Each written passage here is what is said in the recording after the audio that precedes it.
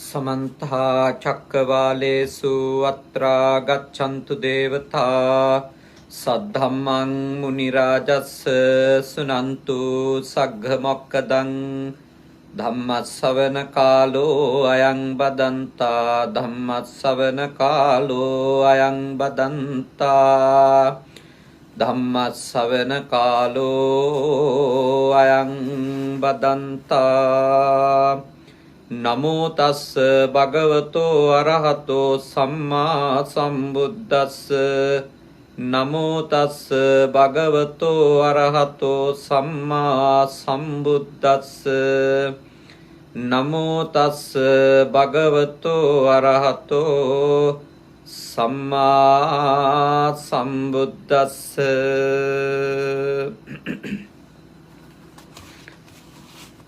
कारुणिक ශ්‍රද්ධාකාමී පින්වතුනි අද ඔබ හැම කෙනෙක්ම මේ ඉරිදා දවසේ උදෑසන ඒත් කැනඩාව ඇමරිකාව ආදී රටවල් වල ජීවත් වෙන පිරිසට නම් තවම සෙනසුරාදා දවසේ සන්ධ්‍යා යාමය.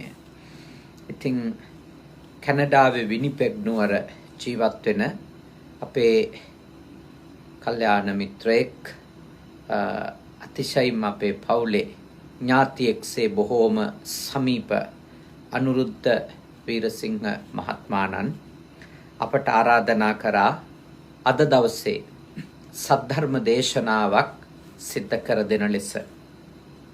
පින්කමේ අරමුණු කීපයක් තියෙනවා.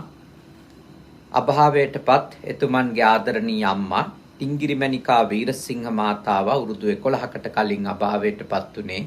එතුමියට පින් දෙන්නටත් ඒ වගේම ෆ්‍රැන්සිස් හැන්ඩර්සන් කුමාරසිංහ අපේ කාන්ති මෞතුමියගේ ආදරණීය පියාණන් වහන්සේ එතුමන්ට පින්පෙත් අනුමෝදන් කරන්නටත් ඒ වගේම මාස 4කට කලින් මිය ගියා අනුරුද්ධ මහත්මාණන්ගේ ආදරණීය සොහොයුරා ආනන්ද වීරසිංහ මහත්මාණන් එතුමන්ට පින්පෙත් අනුමෝදන් කරන්නටත් ඒ වගේම අපේ මව්ගේ චන්ද්‍රාවති කුලසිංහ මගේ අම්මගේ අම්මා අපේ ආත්තම්මා පතිරණ ගමගේ හාමිනා අපේ අත්තම්මට පින් අනුමෝදන් කරන්නත් තමයි අද මේ සද්ධර්ම දේශනාව සිද්ධ කරන්නේ පින්දීම් වශයෙන්. හැබැයි තව විශේෂ කරුණක් තියෙනවා. ඒ තමයි පෙබරවාරි 6 වෙනිදාට තමන්ගේ ජන්මදිනය සමරනවා කාන්ති මෞතුමිය අනුරුද්ධ මහත්මාණන්ගේ ආදරණීය බිරිඳ දරුවෝ දෙන්නගේ ආදරණීය මෞතුමිය අපටත් බොහොම මවක් ලෙස ආදරෙන් බොහොම ගරු කරන අපිට ආශිර්වාද කරන සෙත් පතන උතුම් ගුණවත් මෞතුමියක්. එතුමිය ජන්මදිනය සමරනවා 6 වෙනිදා පෙබරවාරි. ඉතින් එතුමියට ආශිර්වාද කරන්න තමයි අද මේ උතුම් පින්කම මේ විදියට සිද්ධ කරන්නේ. ඉතින් හැම කෙනෙක්ම මේ සද්ධර්ම දේශනාව සඳහා සම්බන්ධ වෙලා දහම් කරුණු ඉගෙනගෙන හිත තුළ ඇතිවෙන ඒ උතුම් කුසල සිතුවිලි පිරිසිදු චිත්තචෛතසික ධර්මයන් මත පදනම් වෙලා ඒ දායකත්වයේ අරගෙන කටයුතු කරන ඒ සදහැවතුන්ගේ නමින් මිය ගිය අයට පින් අනුමෝදන් කරමින් ඒ ජන්මදිනය සමරන කාන්ති මෞතුමියට ආශිර්වාද කරමින් මේ උතුම් පින්කමට සම්බන්ධ වෙන්න කියලා අප සිහිපත් කරනවා. ඒ වගේම ඔබ හැම දෙනාගේම නමින් මිය ගිය අයටත් පින්පෙත් අනුමෝදන් කරන්නට ඒ වගේම ඔබ හැම දෙනාටම මේ වසංගතයක් බොහෝම තදින් තවත් නව ප්‍රභේදයක් ලෝකේ පුරාම පැතිරී යන වෙලාවේදී ඔබ හැම දිනාටම ආශිර්වාද කරන්නට අපි මේ අවස්ථාවක් කරගන්නවා. සදහැවතුනි, අද ඔබත් එක්ක සාකච්ඡා කරන්නේ බුදුරජාණන් වහන්සේ දේශනා කරපු ඊටම වටින උතුම් තව සද්ධර්ම දේශනාවක්. ඒ උග්ඝහ කියන සූත්‍රය ඇසුරු කරගත්තු දේශනාවක්. උග්ඝහ කියලා සිටු කෙනෙක් ඉන්නවා, සිටුවරයෙක්. ක්‍රිස්තු පූර්ව 6 වන සියවසේ සිටුවරු ලෙස හැඳින්නුවේ ඇත්තටම වෙළඳ ව්‍යාපාරික ප්‍රජාව අතර ඉඳපු බොහොම බලගතු ව්‍යාපාරිකයෝ ඒගොල්ලෝ. ඒගොල්ලෝ ව්‍යාපාර තමයි කළේ. ප්‍රධාන ආර්ථිකයේ කේන්ද්‍රීය සාධක ලෙස කටයුතු කරපු අය තමයි සෙට්ටිලා නැත්නම් සිටුවරු කියලා ඉන්දියාවේ හඳුන්වලා තියෙනවා. ඉතින් මේ උග්ගහ කියන සිටුතුමා දවසක් භාග්‍යවතුන් වහන්සේට ආරාධනා කරනවා ස්වාමීනි අපේ නිවසට දානෙට වඩින්න කියලා. බුදුරජාණන් වහන්සේ වැඩම කරනවා. දානේ වළඳලා අවසන් වුණාට පස්සේ උග්ගහ සිටුතුමා කියනවා භාග්‍යවතුන් වහන්සේට ස්වාමීනි මගේ මේ දියණිවරු විවාහ වෙන්නයි සූදානම. මේ දූ කුමරියෝ පතිකුලයට යන්නාහ. වහන්ස භාග්‍යවතුන් වහන්සේ ඔවුන්ට ඕවා දෙනසෙක්වා. වහන්ස යම්සේ ඔවුන්ට දීර්ඝ රාත්‍රයක් නැත්නම් දීර්ඝ කාලයක් හිතසුව පිණිස පවතින්නේ නම් භාග්‍යවතුන් වහන්සේ ඔවුන්ට එසේ අනුශාසනා කරනසේක්වා. එතකොට උග්ගහ කියන සිටුවරයා බුදුහාඳුරුවන්ගෙන් ඉල්ලනවා මගේ දූලා දැන් විවාහ වෙලා වෙන ගෙදරකට යන්න හදන්නේ. ඉතින් ස්වාමීනි මෙයාලට දීර්ඝ කාලයක් යහපතක් වෙන හිතසුව පිණිස හේතු වෙන මඟ පෙන්වීමක් සිද්ධ කරන්න කියලා. බලන්න අපේ බුදුහාමුදුරුවෝ කොච්චර ප්‍රායෝගික උත්තමයෙක්ද කියලා උන්වහන්සේ ඒ වෙලාවේ කුමාරිකාවෙනි මේ කය නිට්ටයද අනිත්‍යද ඒ ප්‍රශ්නය ඇහුවේ නැහැ. මේ කය දුකද සැපද ඒ වැහුවේ නැහැ. ඒ එවැනි මඟ පෙන්වීමක් උන්වහන්සේ ඒ වෙලාවේ කළේ නැහැ. උන්වහන්සේ තාම ලස්සන වෙන කෙනෙකුගේ ගෙදර ජීවත් වෙන්න සූදානම් වෙන දුවෙකුට අවශ්‍ය කරන මාර්ගෝපදේශනය මේ දේශනාවේදී සිද්ධ කරනවා. හැබැයි සමහර වෙලාවට මිලේනියල්ස්ලා සහ සිලේනියල්ස්ලා මේ වගේ මඟ පෙන්වීම් වලට එච්චර එකඟතාවයක් කැමැත්තක් රුචිකත්වයක් දක්වන්නේ නැහැ කියලා ඔවුන්ගේ ප්‍රකාශන දිහා බැලුවම මට පේනවා හැම මිලේනියල් කෙනෙක්ම නෙමෙයි බොහෝ දෙනෙක් නේ සිලේනියල්ස්ලාත් ඉතින් සෑහෙන විරෝධතා තමයි මේ වගේ මඟ පෙන්වීම් සම්බන්ධව තිබෙන්නේ. මොකද ඔවුන් සීමාව ඉක්මවලා මේ පොලිටිකල් කරෙක්ට්නස් ගැන කල්පනා කරමින් ඉන්නවා. ඒත් මහ පොළවේ ජීවත් වෙන අයට මේ බුදුහාමුදුරුවෝ දේශනා කරපු මේ වටින දේවල් විවාහ වෙන දුවෙකුට පුතෙකුට ගොඩාක් ප්‍රයෝජනවත්. ඒ නිසා කැමතිනම් විතරක් ඒ අයට මේ කරුණු අහලා කැමතිනම් විතරක් පිළිපදින්න පුළුවන්. හැබැයි බෞද්ධයෙකුට බෞද්ධ දුවෙකුට බෞද්ධ පුතෙකුට විවාහ ජීවිතයක ගැටුම් අවම කරගන්න කලමනාකරණය කරගන්න ඔක්කොම තියරි වලින්ම අපේ තියෙන දැනුමෙන්ම ඒවා බෑ ප්‍රායෝගික මහ පොළවේ අපි හැසිරෙන්න ඕන විදියක් තියෙනවා. අන්න එය පිළිබඳව බුදුහාමුදුරුවෝ කරපු පැහැදිලි කිරීමට අවධානය යොමු කළොතින් බොහෝ දේවල් ඔබට ඉගෙන ගන්න ලැබෙයි කියලා මා විශ්වාස කරනවා. එවැනි අලුත් පරම්පරාවේ දරුවන්ටත් මම බොහෝම කල්යාණ මිත්‍රත්වයෙන් මෙත් සිතින් ආරාධනා කරනවා මේ දේශනාවේ තියෙන උගන්වන කරුණු පිළිබඳව ඔබ සිහි කල්පනාවෙන් අහුම්කම් දෙන්න කියලා. මේ දේශනාව කරන්නේ හැබැයි ක්‍රිස්තු පූර්ව 6 වන සියවසේ. අද ගොඩාක් ඊට පස්සේ ලෝකෙ වෙනස් වෙලා. ආර්ථිකමය වශයෙන්, සංස්කෘතිකමය වශයෙන්, අධ්‍යාපනික වශයෙන්, සමාජ සම්බන්ධකම් එක සමාජීය සත්වයාට අයිති කාර්යභාරයන් මේවා වෙනස් වෙලා.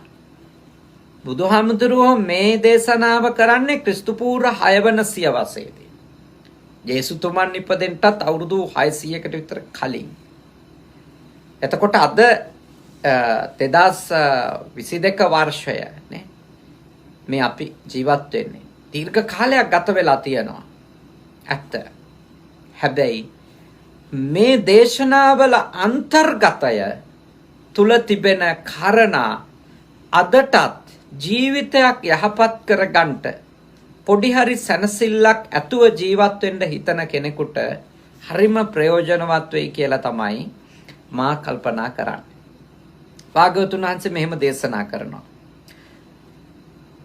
වැඩ කැමැති හිත කැමැති අනුකම්පා ඇති මාපියෝ අනුකම්පා හේතුවෙන් යම් හිමියෙකුට දක්වා දෙත්නම් ඕහට පළමු නැගී සිටිනා සුල්ලමෝ පසුව නින්දට යන සුල්ලමෝ කුම් කෙරෙම් දැයි විමසා කරන සුල්ලමෝ මන වඩන පරිදි හැසිරෙන සුල්ලමෝ ප්‍රියතෙපුල් බනන සුල්ලමෝ වන්මයි කුමරියනි තොප මෙසේ හික්මෙන්නේ යයි භාග්‍යවතුන් වහන්සේ ඒ කුමරියනට තෙලවදාලසේක.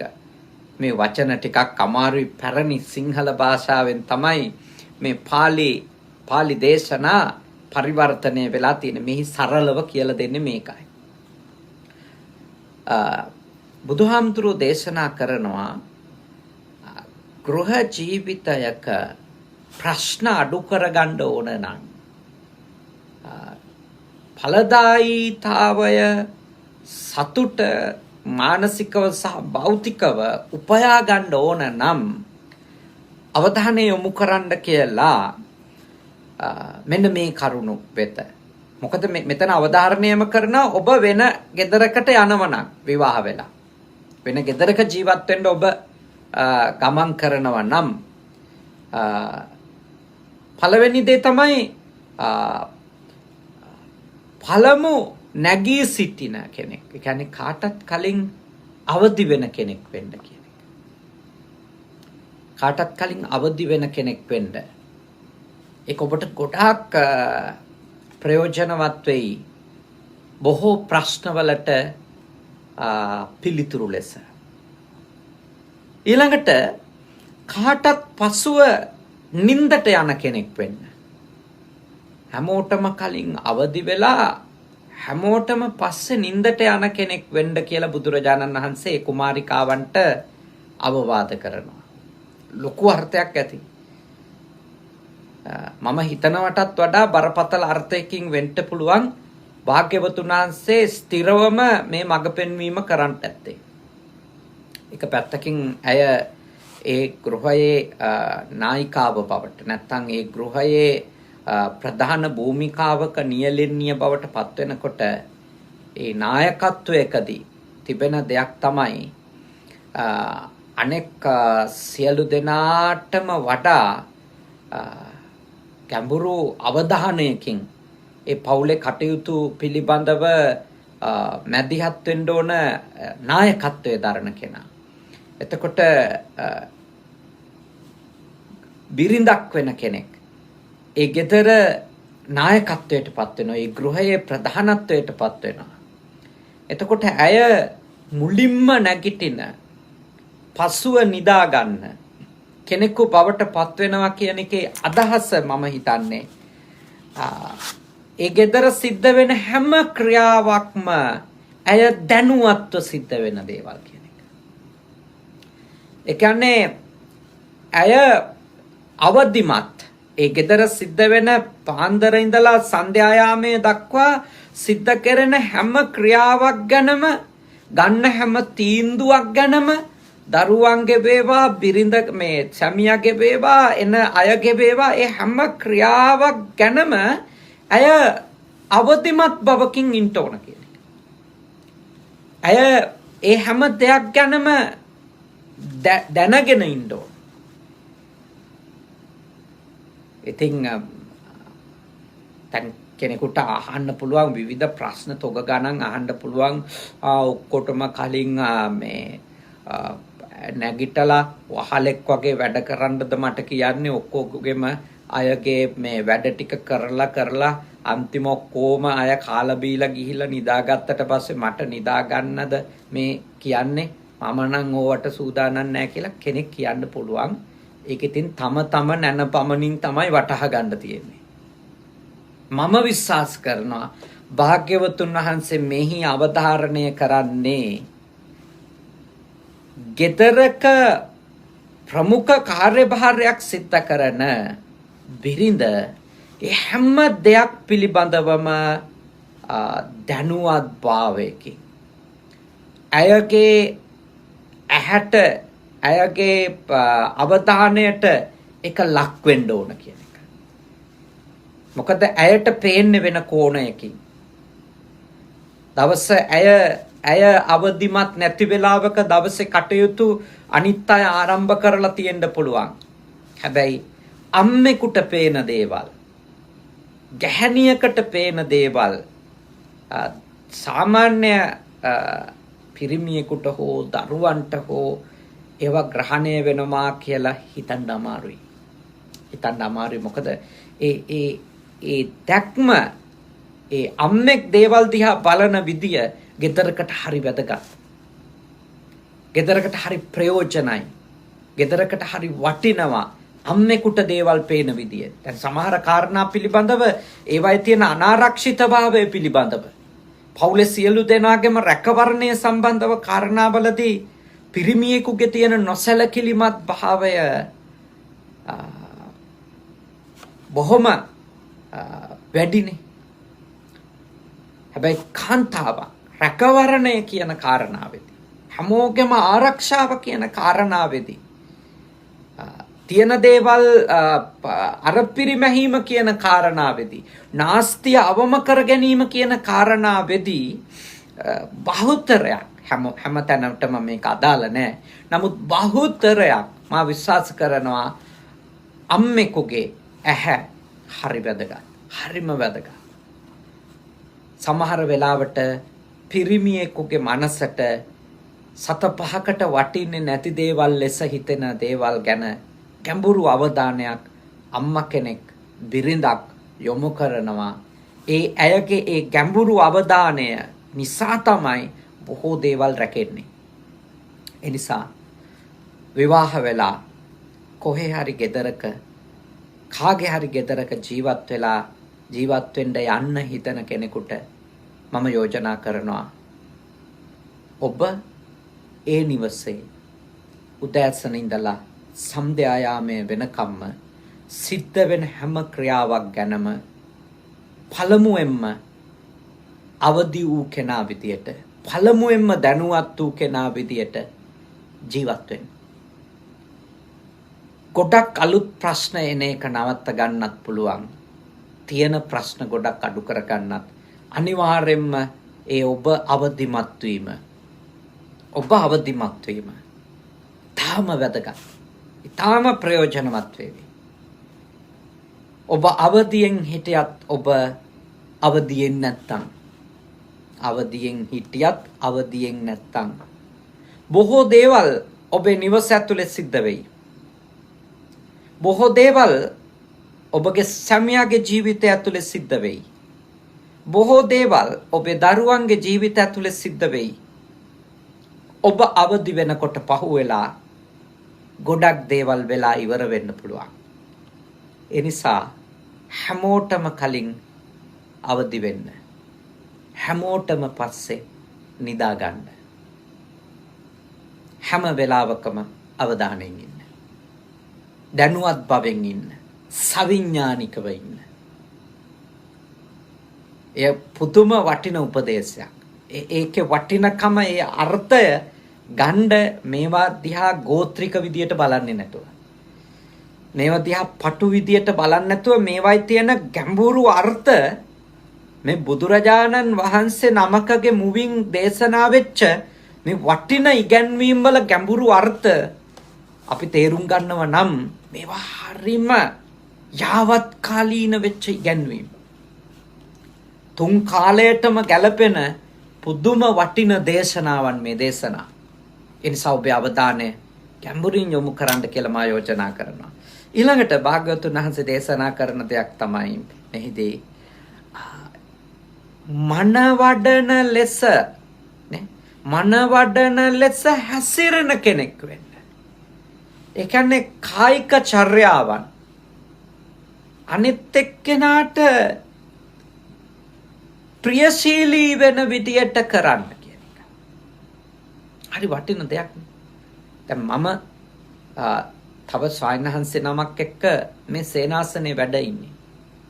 එතකොට මම මේ සේනාසනේ ඇතුලේ කරන දේවල් ඒ ස්වාමීන් වහන්සේට රුස්සන්නේ නැති තත්වයට මම පත් කරනවා නම් එතකොට අපි දෙනමට මේ සේනාසනය ඇතුලේ වැඩ වාසය කරන එක දුෂ්කර වෙනවා. හැම තිස්සෙම මම තේරුම් ගන්න ඕන මේක පිරිමියටත් අදාළයි මේ මඟ පෙන්වීම. මතක තියාගන්න මේක කාන්තාවට විතරක් නෙමෙයි. මේක පිරිමියටත් අදාළයි. අපි කරන ක්‍රියාව අපි තව කෙනෙක් එක්ක එකට ජීවත් වෙනවා නම් අනෙත් එක්කෙනාට අපි කරන දේවල් ගැන අප්‍රිය නොහිතෙන්න ජීවත් වෙන්න. ඒව කරන්න. මනසට අපේ හැසිරීම් වදයක් නොවෙන්න අපි පුළුවන් තරම් වග වෙන්න ඕන, කැප වෙන්න ඕන. ඒවට වග වෙන්න ඕනේ. ඒව ඉබේ වෙන්නේ නැහැ. මතක තියාගන්න. ඒක පිරිමියෙක්ගෙන්වත් කාන්තාවකගෙන්වත් ඒ හැසිරීම් වල පිළිවෙල අනිත් එක්කෙනාට ප්‍රියමනාප ලෙස තමන්ගේ කටයුතු කරන එක ප්‍රියමනාප විල්ල කෙසේ වෙතත් අනිත් මිනිස්සයාට අප්‍රසන්න වෙලා එපා නොවන විදියට අපි කටයුතු කරන්න පෙළඹවීම අපේ කායික චර්යාවන් පවත්ව ගන්න පෙළඹෙන එක හරි වැදගත්. අනිත් අය එක්ක එකට ජීවත් වෙන්න. බාහිර අය එක්ක ජීවත් වෙන්න ඒක අතිශයින් වැදගත්. මතක තියාගන්න මේ ගති මාසයක් තියාගෙන මේ උත්තර හම්බ වෙන්නේ නැහැ. මේ කියන ධර්ම අපේ මුළු ජීවිතේම පවත්වා ගත යුතු වටින ධර්ම. පිරිමියෙක් වුණත්, ගැහැණියක් වුණත් තව අය එක්ක ජීවත් වෙන අයනේ. තව අය එක්ක ජීවත් වෙනවා නම් අපි ඉන්න තැන අපි විතරක් නෙමෙයි නම් ඉන්නේ. අපේ හැසිරීම් අනිවාර්යෙන්ම අනිකාට ප්‍රියමනාප වෙන්න ඕන. අප්‍රසන්න වෙන විදියට, එපා වෙන විදියට, කලකිරෙන විදියට අපි හැසිරෙන්න හොඳ නැහැ. ඊළඟට අපේ වචන ප්‍රියමනාප වෙන්න ඕන. භාග්‍යවතුන් වහන්සේ දේශනා කරනවා මේ කුමාරිකාවන්ට ප්‍රිය තෙපුල් බනන සුල්ලමෝ වන්ම. ඔබ විවාහ ජීවිතයේදී හැම වෙලාවකම ප්‍රියශීලීව කතා කරන කෙනෙක් වෙන්න. ප්‍රියශීලීව.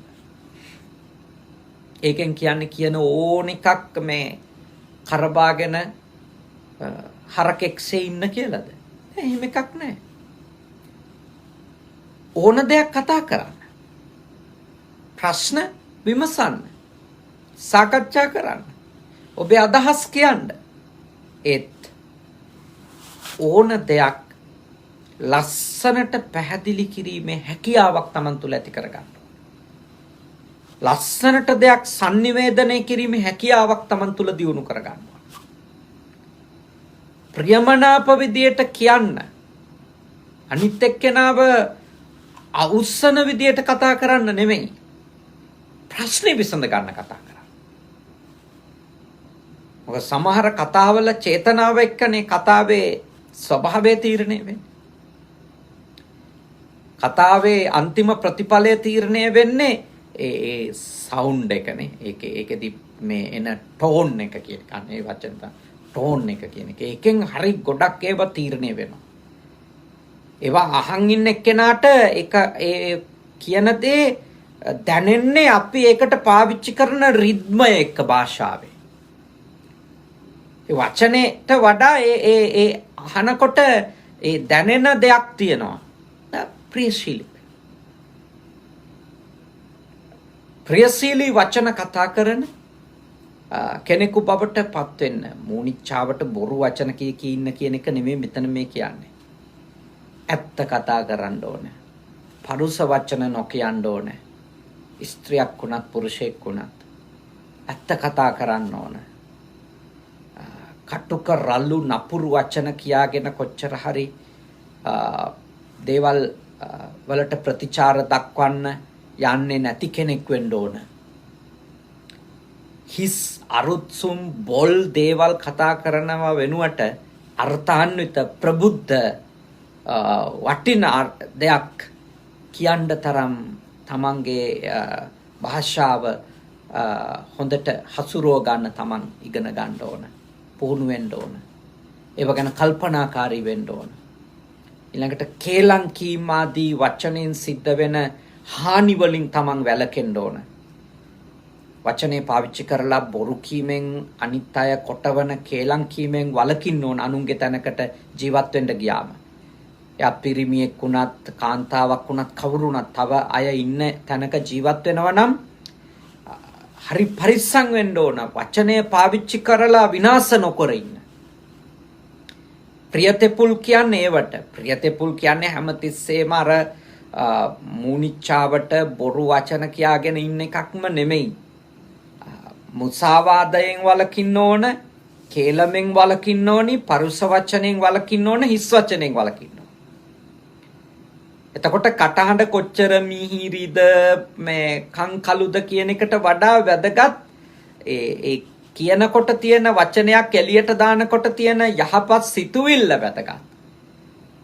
යාගේ ඇතුලේ තියෙන්නේ මොකක්ද කියන එක වැදගත්. වචනයක් කටින් එළියට එනකොට අනිත් එක බොරුවක් නොවෙන්න ඕන. ඒක බිඳවන්න කියන වාක්‍යයක් නොවෙන්න ඕන. ඒක අර්ථාන්විත වාක්‍යයක් වෙන්න ඕන. ඊළඟට එහි පරුස කටුක රළු බව වෙනුවට පුළුවන් තරම් මෘදු මොලොක් අනික්කෙකුට පිහියෙන් අනිනවා වගේ නැති වචන පාවිච්චි කරන්න ඉගෙන ගන්න ඕන. ප්‍රශ්නේ ලොකු වෙන්න පුළුවන්. ප්‍රශ්නේ සහ ඇවිල්ලා තියෙන පීඩාව ලොකු වෙන්න පුළුවන්. හැබැයි උත්තර හොයා ගන්න නම් කතා කරන්න දැනගන්න. හරියට කතා කරන්න දන්නේ නැතිකම විසින් ගොඩක් අයට වැරදිලා තියෙනවා. තමන්ගේ හැඟීම හරියට sannivedanaya කරගන්න පුහුණු නොවීම විසින්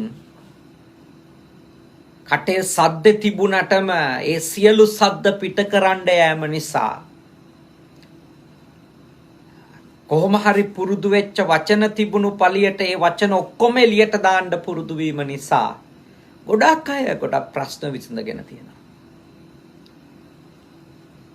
කොහොමත් පිරිමියෙක් වුණත් ගැහණියක් වුණත් කට පාලනය කරගන්න එක හොඳයි. හාමුදුරු කෙනෙක් වුණත් ගිහියෙක් වුණත් කට පාලනය කරගෙන වචන පාලනය කරගෙන කතා කරන එක හැසිරෙන එක හරි ප්‍රයෝජනවත්. මොකද කෙනෙකුට තමන්ව අප්‍රසන්න වෙනවා ඒ වචන නිසා, වචන හසුරවන විදිය නිසා, කියන කතා නිසා. ඒ නිසා හොඳට මේක හිතන්න. මේවා බුදුහාමුදුරුවෝ තුන්කල් දක්නා නුවණින් දේශනා කරපෝ මහා වටින උපදේශ. මේවා හරි සරලයි වගේ තේරුණාට මේවා සරලම නෙමෙයි. මේවා හරි වටින මිලකල නොහැකි උපදෙස් මේවා. මේවයින් ඔබට ගොඩක් දේවල් ජීවිතේට ගන්න තියෙනවා. ඊළඟට භාග්‍යවතුන් වහන්සේ දේශනා කරනවා කුම් කෙරෙම්දැයි විමසා කරන සුල්ලමු. ඒ කිව්වේ කරන දේවල් ගැන හොඳ විමසිලිමත් බවකින් යුක්තව විචක්ෂණ නුවණකින් යුක්තව කරන කෙනෙක් වෙන්න කියනවා. කොච්චර වටිනවද? ඒ කියන්නේ පුරුද්දට දේවල් කරන කෙනෙක් වෙන්න එපා කියලා නෙමෙයි කියන්නේ. අබ්බැහි වෙච්ච විදියට දේවල් කරන කෙනෙක් වෙන්න එපා.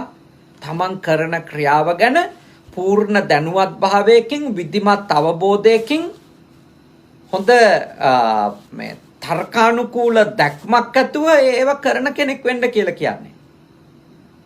එතකොට අනිත් අයත් එක්ක ජීවත් වෙන්න පහසුයි. අනිත් අය අප කෙරෙහි ඇතිවෙන්නේ පැහැදීමක්. විමසලා බලලා කරනවා කියන එක. විමසලා බලනවා කියන්නේ හැමතිස්සෙම මේ අනිත් අයගෙන් පර්මිෂන් ගන්න ඕන කියන අර්ථයම නෙමෙයි.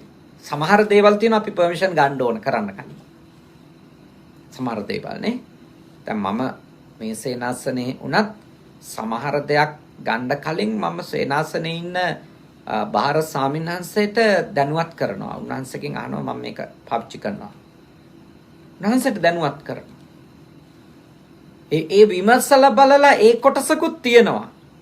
මෙතන හැබැයි මේ විමසා බැලීම කියන්නේ නුවණින් කල්පනා කිරීම කියන එක. මේක කොහොම කරොත්ද වඩා ඵලදායී වෙන්නේ? මේක කොහොම කරොත්ද වඩා අර පිරිමැහුම්දායක වෙන්නේ? මේක කොහොම කළොත්ද නාස්තිය අවම කරගන්න පුළුවන්? මේක කොහොම කරොත්ද වඩා හොඳ ප්‍රතිඵලයක් ලැබෙන්නේ? මේ විවාහ වෙලා අනුන්ගේ ගෙදරකට යන්න සූදානම් වෙන දුවෙකුට බුදුහාමුදුරුවෝ දෙන උපදෙස්. ඉතින් හිතන්න දැන් ඔය කියපු කරුණු ටික හින්දම මොන තරම්නම් විවාහ වෙලා ගියපු තැන්වලදී පීඩා විඳිනවද ඔය ටික කළමනාකරණය කරගන්න අදක්ෂ වෙච්ච හින්දා. සමහරු නම් පීඩා විඳිනවා කොච්චර හොඳට යහපත්ව මේ සියල්ල කරත් දුෂ්ට නැන්දම්මලා අහු වෙලා පීඩා විඳින අය ඉන්නවා. ඉතින් මොනව කරන්නද? ඒවා ඉතින් සංසාර කර්ම කියලා තමයි ඉතින් ඊට පස්සේ හිතා ගන්න තියෙන්නේ. මොකද හේතුව මේ සියලුම දේවල් ගැන අවධානයෙන් විචක්ෂණශීලී බවකින් කටයුතු කරන අය ඉන්නවනේ. හැමදේම හොඳට හොයලා බලලා කරන අය ඉන්නවා. ඒත් අර මේ තමන්ගේ පුතා අල්ලගත්තා කියලා ඊර්ෂියාවෙන් මෝඩ කුහකකම් හදාගෙන දඟලන උපාසකම්මලත් ඉන්නවනේ. ඉතින් මේක හොඳට හිටිය කොල්ලා නරක කරගත්තා ඔය වගේ මනස්ගතවල ඉන්නවනේ. ඉතින් අවුරුදු 25ක් වෙනකන් තමන් ඊටාම හොඳට තමන්ගේ පුතා හැදුවා නම් ඉතින් කසාද බැඳලා මාස 6ක් යනකොට ඒ පුතා වෙනස් වෙන තරම් තත්වයකටපත් වුණා නම් ඒක ඒ කාන්තාවකගේ දක්ෂකමට වඩා හිතන්න ඕනේ. ඉතින් ඒ කියන්නේ මම මගේ ළමයා හරියට හදලාද කියලා. ඉස්සෙල්ලා එළියට චෝදනා කරන්න කලින් බලන්න ඕන. බිරිඳක් නිවසට ඇවිල්ලා 6 මාසයක් වෙනකොට එච්චර මේ අම්මා තාත්තා නොසලකන හෝ හිංසා පීඩා කරන තත්වයකට හෝ එන්න ඒ මිනිස්සයා මොනවද එතකොට අම්මා ගාවින් ඉඳන් ඉගෙනගෙන තියෙන්නේ? මොනවද අම්මා තාත්තගේ තේරුම් අරන් තියෙන්නේ? මොනවද පවුලේ අනිත් අය ගැන මේ මිනිස්සයා තේරුම් අරන් තියෙන්නේ? එයා බිරිඳක් නිසා නරක වුණා කියනවනම් ඒ වාක්‍ය කියන්නත් ලැජ්ජ වෙන්න ඕන මං හිතන්නේ. එහෙම බිරිඳක් නිසා නරක වෙනවා නම් එයාගේ පෞරුෂය ගොඩ නගිච්ච ආකාරය පිළිබඳ ප්‍රශ්නයක් නේ. එහෙම විවාහ වුණා කියලා තමන්ගේ අම්මා තාත්තට ගරු නොකරන තත්ත්වයටපත් වෙනවා නම් මොකක්ද මේ මිනිස්සු අවුරුදු 20ක් 25ක් හැදුනා කියන එකේ අර්ථය? ඒ නිසා අනුන්ට මේ අර හිංසාකාරී ලෙස චෝදනා කරන අයවලුන් ඉන්නවා මේ කොච්චර හොඳට හිටියත්. ඒක සමාජයේ අපි දකින නරක දෙයක්. ඒක අවාසනාවන්ත දෙයක්. මා යෝජනා කරනවා එහෙම තත්වයකට කිසිම වැඩිහිටි කාන්තාවක් වැඩිහිටි පිරිමියෙක් තමන්ගේ ගෙදරට අලුතින් ජීවත් වෙන්න එන පුතෙකුට දුවෙකුට ඒ විදියට කටයුතු කරන්න යන්න හොඳ නැහැ. ඒව නොකළ යුතුයි. එහෙම නොහැසිරිය යුතුයි. හැබැයි ඒ විවාහ වෙලා වෙන තැනකට යන දුවෙක් වෙන තැනකට යන පුතෙක් මේ කියපු කරුණු ගැන ගොඩක් ගැඹුරු අවධානයක් යොමු කරනවා නම් මේ දේශනාවේ බුදුහාමුදුරුවෝ මේ උග්ඝහ සිටුතුමාගේ දූලට සිද්ධ කරන මේ මඟ පෙන්වීමේ තියෙන වටිනා කරුණු ගැන ගැඹුරු අවධානයක් යොමු කරනවා නම් බොහෝ ප්‍රශ්න විසඳ ගන්නට අනිවාර්යයෙන්ම ලැබෙනවා කියන එක නම් මා විශ්වාස කරනවා. ඊළඟට භාග්‍යවතුන් වහන්සේ මේ විදියට සිහිපත් කරනවා. බර්තෘහුගේ එළුලොම් ගෙතින් වේවයි කපු කැටින් වේවයි යම් අභ්‍යන්තර ගෘහ කර්මාන්ත කෙනෙක් වෙත්නම් ඒ විෂයෙහි දක්ෂ වූවමෝ අනලස් වූමෝ විධානෝපාය වූ විමසීමෙන් යුක්ත වූවමෝ කරන්නට නිසි වූවමෝ කරන්නට නිසි වම්මයි කුමාරියනි තොප මෙසේ හික්මෙන්නේය. මේ වචන ටිකක් රළුයි මේ පරිවර්තනය. නමුත් එහි කියන්නේ මොකක්ද? දුවෙක් විදියට ඔබ වෙන ගෙදරකට ජීවත් වෙන්න ගියාම ඒ ගෙදර තියෙනවා යම්කිසි ආකාරයක ධන නිෂ්පාදනයට අදාළ ක්‍රියාවලියක්. දැන් මේ රජයේ සේවකයෝ කියන එක. දැන් මේ සිටු කුලයක තවත් ව්‍යාපාරික පවුලක දරුවෙක් තවත් ව්‍යාපාරික පවුලක් එක්කනේ බොහෝ වෙලාවට මේ එකතු වෙන්න පුළුවන්. යම්කිසි නිෂ්පාදන කාර්යයක ඉන්න අයගේ පවුලකටනේ යන්නේ. එතකොට භාග්‍යවතුන් වහන්සේ දේශනා කරනවා ඔබ තව කෙනෙකුගේ ගෙදර ජීවත් වෙන්න යනව නම් ඒ ගෙදරදී ඔබට යම්කිසි ආකාරයකට කුසලතා ටිකක් තියෙන්න ඕන. ඒ ගෙදර ඒ භෞතික ක්‍රියාකාරකම් නිෂ්පාදන කාර්යයට ඔබගේ දායකත්වය දක්වන්න. කුසලතා තියෙන්න ඕන. ඔබට දැනුම තියෙන්න ඕන. ඉතින් හරිම යථාර්ථවාදී මඟ පෙන්වීමනේ. නැත්තම් ඕවා වලින් ඇදලානේ හිංසා කරන්න, ඉන්සල්ට් කරන්න පටන් ගන්න. කිසි දෙයක් දන්නේ මොනවත් ඉගෙනගෙන නැහැ. ඊවයින් තමයි හිංසා කරන්න පටන් ගන්න.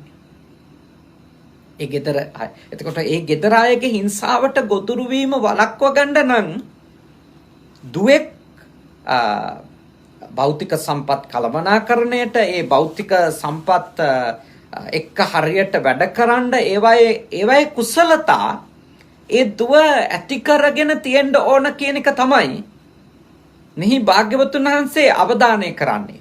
ඒ කාලේ විදියට කියන්නේ එළුලොම් වලින් කපු වලින් නිෂ්පාදනනේ. ඒගොල්ලෝ කලේ සමහර විට මේ රෙදි ආශ්‍රිත නිෂ්පාදන වෙන්න පුළුවන් මේ සිටුවරයා. එතකොට එයාගේ ළමයින්ට කියනවා ඔබ මේ නිෂ්පාදන කාර්යයට දායක වෙන්න තරම් කුසලතා සහිත කෙනෙක් වෙන්න ඕන. ඔබ වෙන තැනක ගිහිලා ජීවත් වෙනවා.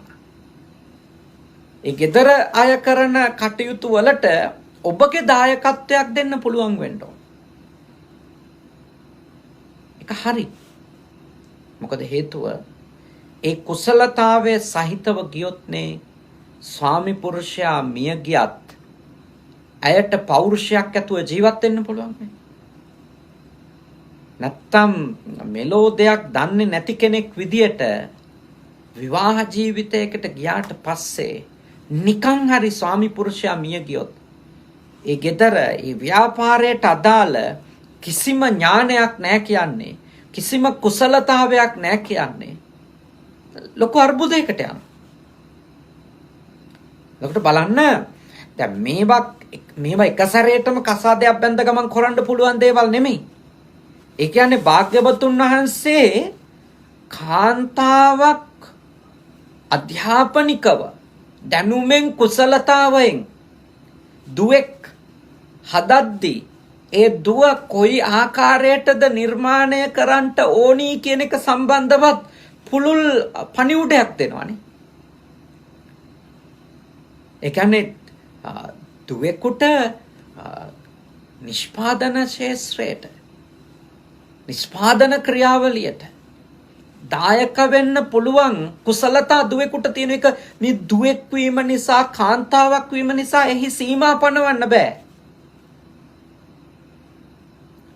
ඇයටත් ඒ නිෂ්පාදන ක්‍රියාවලියට ඇයගේ දැනුම, ඇයගේ කුසලතාවය, ඇයගේ තියෙන මේ ශක්තිය, ඇයගේ තියෙන මේ දේවල් දකින්න තියෙන නිර්මාණශීලී ඇහැ මේව ප්‍රයෝජනවත් කරගන්න කියලා කියන්නේ.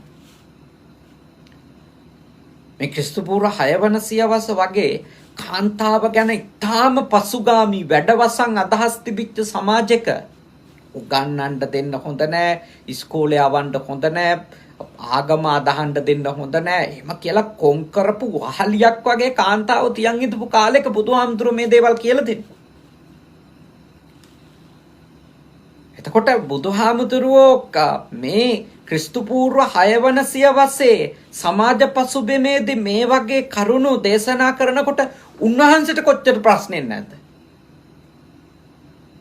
එයි සම්පූර්ණයෙන්ම බ්‍රාහ්මණයින්ගේ කාන්තාවට සිද්ධ කරපු හිංසාකාරී පීඩාකාරී ඉගැන්වීම් යට කරලානේ භාග්‍යවතුන් වහන්සේ මේ දේශනා කරන්නේ.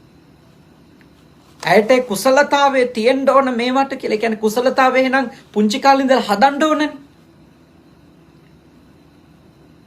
අද දියණිවරු හදන දෙමව්පියන්ටත් මම යෝජනා කරනවා අද ගෙදර දොරේ කටයුතු ටික, උයන පිහා ගන්න කටයුතු ටික, ඇඳුම පැළඳුම සෝද ගන්න එක, ගෙයක් පිරිසිදුව තියාගන්න එක, ඒවා අනිවාර්යෙන් දුවෙකුයි පුතෙකුයි කවුරුත් ඉගෙන ගන්න ඕනනේ. ඒවට මේ ස්ත්‍රී පුරුෂ ભેදයක් නැහනේ.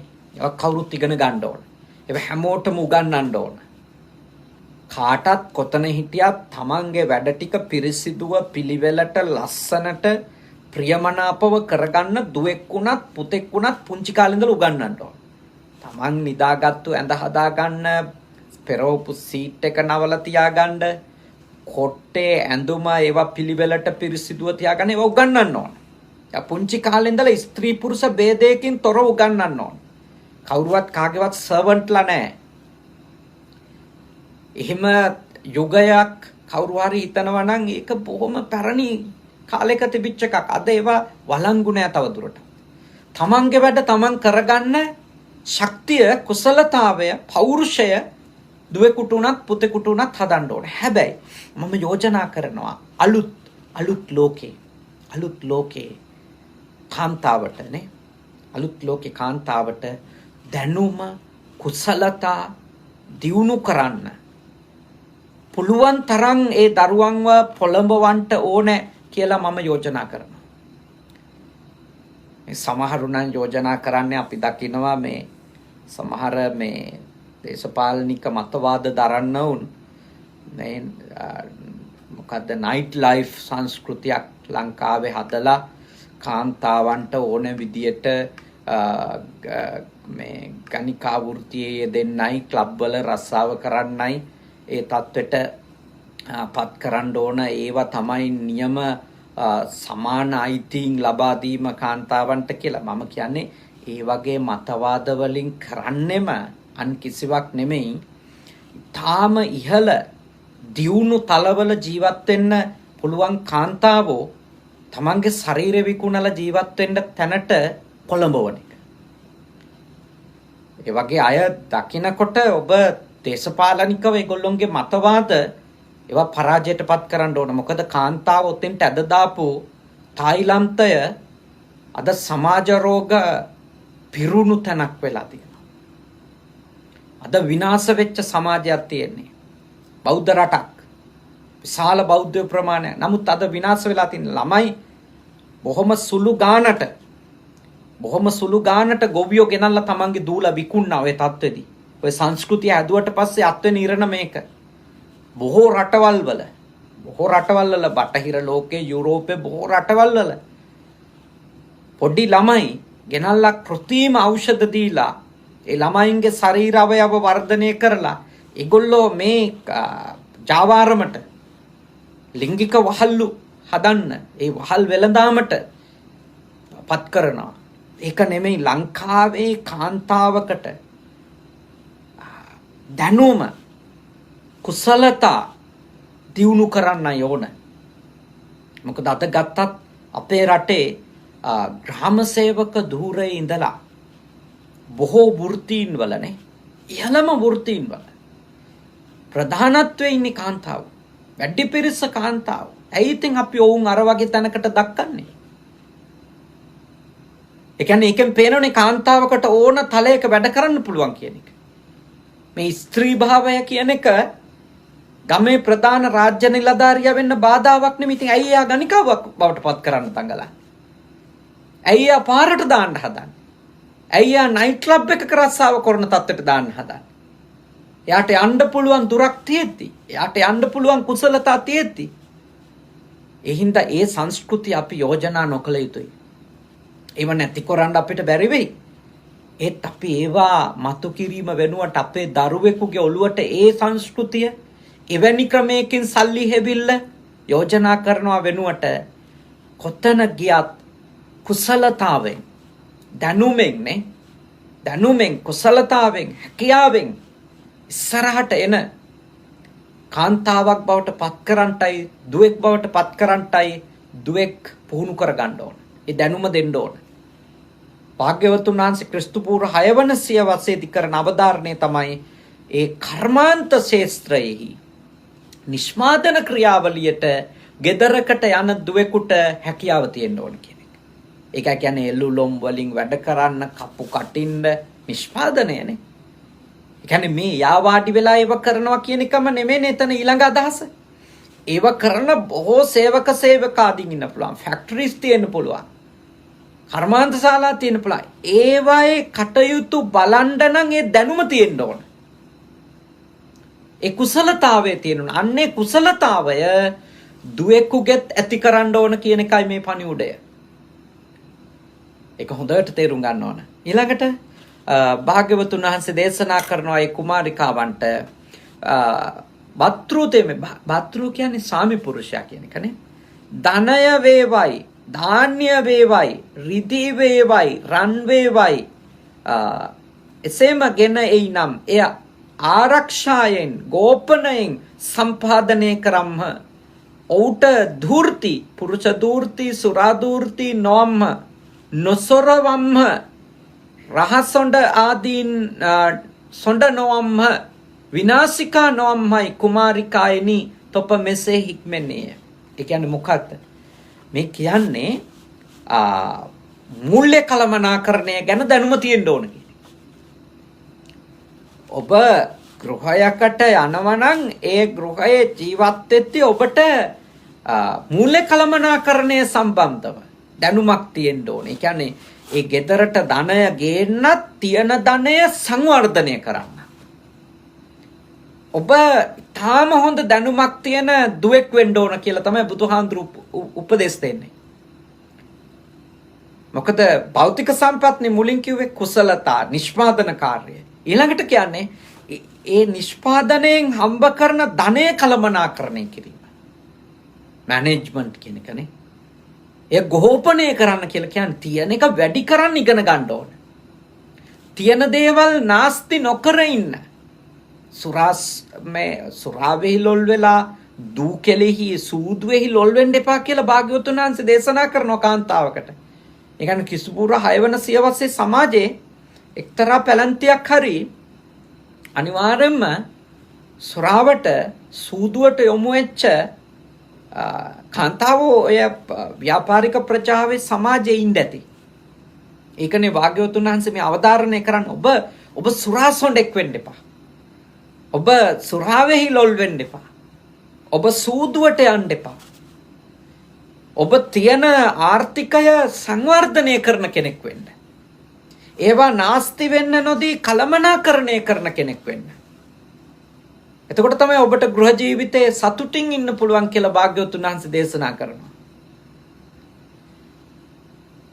ඒ කියන්නේ අම්මා කෙනෙක් බිරිඳක් ඒ ආර්ථික කළමනාකරණ දැන් මේ රටේ ගත්තොත් මේ රටේ තියෙනවා මට මේ ශ්‍රී ලාංකික අය දැනුවත් කරනවා මේ රටේ ජපන් මහතුරු සල්ලි හම්බ කරනවා. ඒ සල්ලි හැම එකක්ම නීතියක් නෙමෙයි. නමුත් මේ රටේ බලගත්ු සංස්කෘතික කාරණයක්. හැබැයි ඒක නීතියක් වගේ වෙලා දැන්. ඒ තමයි සැමියා හම්බ කරලා ගේන මුදල් ඔක්කොම බිරිඳ අතට දෙන්න ඕන. සමහර බිරිඳවරු ඉන්නවලු මේ සල්ලි ටික ගෙනල්ලා දුන්නටම ඒක බාර ගන්න යනු පේ ෂීට් එකක් දෙන්න ඕන. ඉතින් හිතන්නකො මේ පිරිමි මොන ඉවසිල්ලක් ඉවසනවද කියලා. ඊට පස්සේ පිරිමි යාට අවශ්‍ය එයාගේ පුද්ගලික අවශ්‍යතා වලට පොටි මුදලක් තමයිලු දෙන්නේ. අනිත් ඔක්කොම කාන්තාවගේ අතේලු කළමනාකරණය වෙන්නේ. ඉතින් මම ඔය මේ පිරිමි සෙන්සලගෙන් පිරිමි ගුරුතුමන්ලගෙන් අහනවා ඇයි ඉතින් එහෙම ජපානයේ වෙන්නේ ලංකාවේ නම් ඒක මේ හරි ලොකු ප්‍රශ්නයක් වෙලා නවතින්නේ කියලා. ඒ සෙන්සලා බොහොම මේ මධ්‍යස්ථව ඒ සම්බන්ධව ඒගොල්ලොන්ගේ අටහිතත් කැමති නෑ මම හිතන්නේ ඒකට. ඒ වුණාට ඒගොල්ලෝ යම් මධ්‍යස්ථ අදහසක් ඒ සම්බන්ධව කියන්නේ ගොඩාක් පිරිමි අය මේ රටේ ධනය හම්බුණාට පස්සේ ඒගොල්ලෝ ඉක්මනින්ම සුරාවට හෝ සූදුවට හෝ මේ වෙනත් කාන්තාවන් ආශ්‍රයට ඩේටින් වගේ දේවල් වලට හෝ ඇබ්බැහි වෙලා ඉන්නවා. ඒවට ගිහිල්ලා සල්ලි විශාල වශයෙන් නාස්ති කරනවා. ඒ හින්දා තමයි මේ රටේ කාන්තාවට ඒ ධනය දෙන්න ඕනේ හම්බ කරන ඒවා යා තමයි බිල් ගෙවිලි ඔක්කොම කරන්නේ. ඔක්කොම වියදම් දරන්නේ එයා. ට්‍රිප් එකක් ගියත් ඔක්කොම සැලසුම් කරන්නේ එයා. ඒවට වියදම් කරන්නේ එයා කියන තැනට ඇවිල්ලා තියෙන්නේ ඒකයි කියලා. ඒක මේ රටේ ලොකු බලගත්තු සංස්කෘතික කාරණයක්. ඒක නීති නූනට නීතියක් තරම්ම බලගත්තු කාරණයක්. මම ඒත් කල්පනා කරනවා ලංකාවේ මේ මට්ටමට ආවොත් එහෙම මේ මිනිමරුන් වැඩි වෙයිද කියලා. ඒ කියන්නේ ඒ වගේ ඒවා ලොකු දරා ගැනීමක් තියෙන්න ඕන. ඒ වගේ මොකද අනිත් එක්කෙනාගේ ඊගෝ එක හර්ට් වෙනවනේ. එතකොට ගොඩක් අමාරුයි මේ දේවල් දරාගෙන ඉන්න. එතකොට නමුත් මේ රටවල් වල එහෙම තමයි යන්නේ. මම කියන්නේ ඒ ක්‍රමය 100% නිවැරදිම හෝ යහපත්ම ක්‍රමය කියලා. ඊට වඩා මම යෝජනා කරන්නේ ආර්ථික කළමනාකරණය සම්බන්ධව කාන්තාවකට දැනුම තිබිය යුතුයි. දැන් බලන්න ඒ හරි කළමනාකරණය පිළිබඳව දැනුමක් අවබෝධයක් නැතිකම විසින් අපේ රටේ දුප්පත් කාන්තාවෝ ඔය සුද්‍ර මූල්‍ය ණය දෙන මේ කම්පැනි වල ඒ ආයතන වල වහලියෝ බවට පත් වෙලා තියෙන හැටි. ඔවුන් තමන්ගේ මේ තරම පිළිබඳව කිසිම අවබෝධයක් නැතුව ණය ගන්න ගිහිල්ලා ඒ ණයකාරකමේ හිර වෙලා සීට්ටු වල හිර වෙලා සියදිවි නසා ගන්න තත්ත්වයට ඇවිල්ලා තියෙනුනේ විශාල ප්‍රමාණයක් කාන්තාවෝ, ග්‍රාමීය කාන්තාවෝ. ඒ ඔවුන්ට දැනුම නැති හින්දානේ. දැනුම නැතුව ණය ගන්නවා, අවබෝධයක් නැතුව, කළමනාකරණ ශක්තියක් නැතුව. අවශ්‍යතාවය, ආශාව ඒවා ගැන පූර්ණ අවබෝධයක් නැතුව ධනය කළමනාකරණය කරන්න පටන් ගත්තොත් දැනුම නැති කෙනෙක් ලොකු විනාශයකින් නවතින්නේ. සමහර වෙලාවට අපේ වගේ රටවල් වල ජීවිත හානි වෙලා කෝච්චි වලට බහිනවා, කනේරුවට කනවා, වහබොන ඔය අනුරාධපුර, කුරුණෑගල ඔය පැතිවල විශාල වශයෙන් මේක තියෙන එක. උතුරු මැද පළාතේ අධිකයි. ඒ නිසා මා ඔබට මෙත්සිතින් යෝජනා කරනවා එවැනි තත්වයකට ඇද නොවැටෙන්න නම් බුදුහාමුදුරුවෝ මේ කියපු දේ අපි තේරුම් අරන් කටයුතු කරන්න ඕන. දුවෙකුට පුංචි කාලේ ඉඳලා ලැබෙන දැනුමේ එයාගේ පුහුණුවේ ආර්ථික කළමනාකරණයත් එකක් වෙන්න ඕන. මැනේජ්මන්ට් කියන එකක් වෙන්න ඕන. ඒක අවශ්‍යයි. ඒක නැතුව ජීවත් වෙන්න බෑ. ඒක ගැන ප්‍රායෝගික දැනුමක් තියෙන්න ඕන. මහ පොළවේ දැනුමක් තියෙන්න ඕන. නිකම්ම හුදු පොතේ පතේ දැනුම විතරක් නෙමෙයි, ප්‍රායෝගික ඥානයක් තියෙන්න ඕනේ. ඥානය කාන්තාවට ලබා ගන්න පුළුවන්. බැරි නම් භාග්‍යවතුන් වහන්සේ මෙහෙම දේශනා කරන්නේ නැහනේ. මේවා ඔබ කරන්න ඕනේ ගෙදරකට කියලා. ඉතින් කරන්න නම් දැනගෙන තියෙන්න ඕනේ. එතකොට ඒ අධ්‍යාපනයේ ඒවා තියෙන්න ඕනනේ. ඒ පුහුණුව ඒ අධ්‍යාපනය ඇතුලේ තියෙන්න ඕන. දරුවෙකුට ඒ ශේෂ්ත්‍ර ආවරණය වෙන්න ඕන. මේක පුතෙකුට, දුවෙකුට කාටත් අදාළ දේවල්. මේක වර්ගවාදීව ගන්න එපා. ඊළඟ කාරණේ භාග්‍යවතුන් වහන්සේ දේශනා කරනවා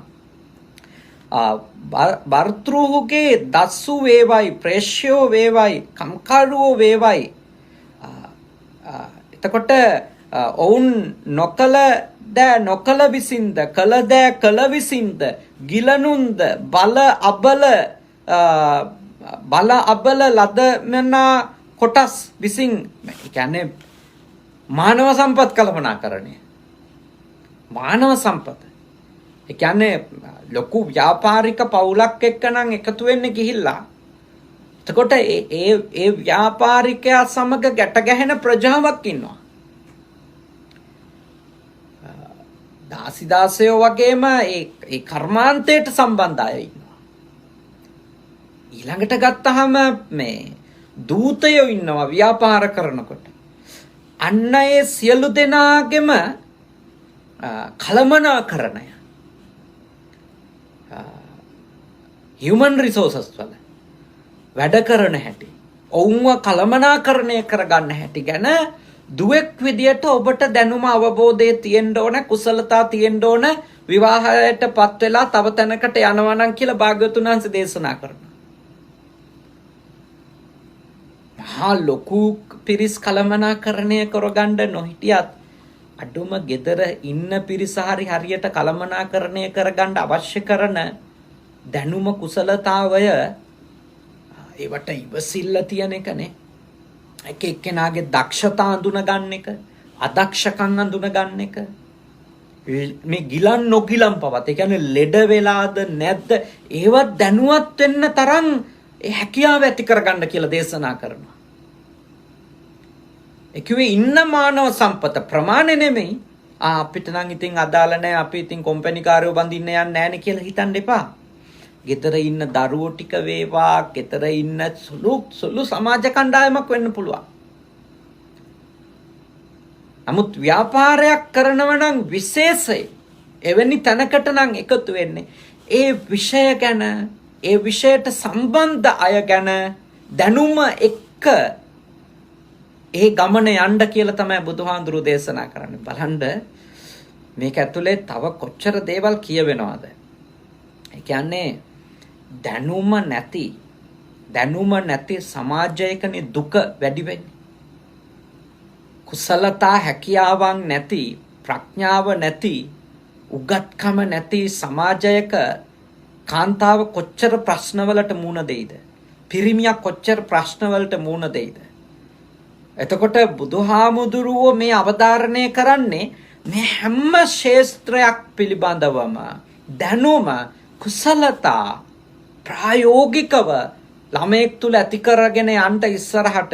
එතකොට එයාගේ විවාහයේදී අසරණ වෙන්නේ නැහැ. විවාහයේදී හීනමානෙන් යුක්ත වෙන්නේ නැහැ. විවාහයේදී ඇයට එල්ල වෙන පීඩා වලින් ගොඩක් මේ ප්‍රශ්න අඩු කරගන්න පුළුවන්.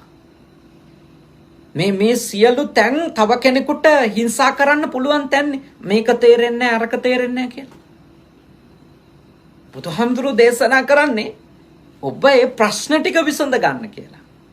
මම දන්නේ මේ දේශනාව ටික ඇහුවට පස්සේ මේ ගෑනු ළමයි ටික කසාද බඳින්න කැමති වුණාද නැද්ද කියලා. මොකද හේතුව ඒව තමන්ගේ ගාව නොතිබුණා නම් ඔවුන් කල්පනා කරයි බුදුහාමුදුරුවෝ මේවා කියන්නේ මොකක් හරි හේතුවක් ඇතුව ඉතින් ගිහිල්ලා මොනව වෙයිද කියලා. ඇත්ත. කියන්නේ මුකුත් නොදැන කියොත් මොනව වෙයිද දන්නේ තමයි. නේ. ඒසා තාම හොඳ උපදෙස්, තාම උතුම් උපදෙස්.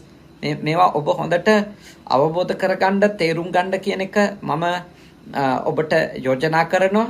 එතකොට කරුණු කිපයක් ඔබ මෙහිදී ඉගෙන ගත්තා. පළමුවෙන්ම ඇතුලේ ප්‍රශ්න ටික, ඊළඟට ආර්ථිකය, ඊළඟට මානව සම්පත, ඊළඟට ධන කළමනාකරණය, මේ සියලු අංශයන්හි කාන්තාවක් දක්ෂ වෙන්න ඕනේ. ඉතින් මා පුද්ගලිකව දන්නවා අපේ කාන්ති මෞතුමිය. ඇය බෞද්ධ කාන්තාවක් නෙමෙයි ඇත්තටම. ඇය උපත්යෙන් කතෝලික භක්තික කාන්තාවක්. හැබැයි බෞද්ධ ස්වාමි පුරුෂයෙක් සමග විවාහ වීම නිසා ඇය බණ දහම් අහනවා. බෞද්ධ ආගමික සිරිත් විරිත් පුහුණු කරනවා. තමන්ගේ මුල් ආගමට ඇය හදවතින්ම ගරු කරනවා. ඒ කෘතවේදීත්වයේ ආගම ධර්මයේ ගැන තියෙනවා. ඔක්කොම එක්ක ඊටාම හොඳ කළමනාකරණයකින් තමන්ගේ කටයුතු සිද්ධ කරන යහපත් කාන්තාවක් ලෙස ඇය ජීවත් වෙනවා කියන එක මා පුද්ගලිකව දන්නවා. ඇයට තවත් තමන්ගේ ගෙවන ජීවිතය වඩා ඵලදායී කරගන්න මා විශ්වාස කරනවා මේ දේශනාවෙන් අද උපන්දිනය වෙනුවෙන් ලොකු අමිල ත්‍යාගයක් ලැබුණා වගේ වටින මඟ පෙන්වීමක් ඇයට සිද්ධ වුණා කියලා. ඇයට විතරක් නෙමෙයි ඔබ දෙපළගේ ආදරණීය දුවට පුතුණුවන්ට ඒගොල්ලොන්ටත් මේ දේශනාවේ තියෙන හරය ගොඩාක් ප්‍රයෝජනවත් වෙයි.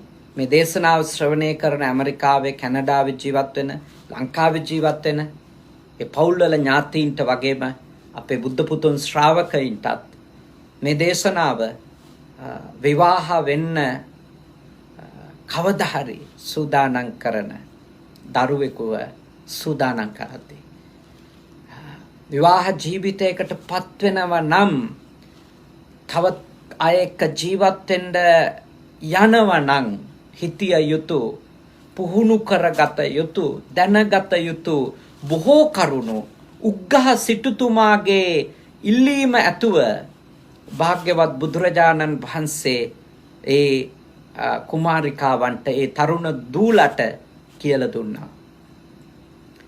මොන වුණත් ඒ දූලා ඒ අහලා පුහුණු වෙන්න ඇති. ඔවුන් මේ අනුශාසනාව ශ්‍රවණය කරලා බොහෝ දේවල් වටහා ගන්න ඇති. මොකද බුදුරජාණන් වහන්සේ වගේ උත්තමයෙක් ලෝකෝත්තර ජීවිතය ගැනනේ දේශනා කරන්නේ. මේ ලෝකයෙන් එතර වීම ගැනනේ. හැබැයි ඉතින් ලෝකයෙන් එතර වීම කියන ඒ උතුම් තත්වයට යන්න හිතන්නෙම ලෞකික ජීවිතයේ තියෙන ප්‍රශ්න ගැන තියෙන අවබෝධයෙන්ද.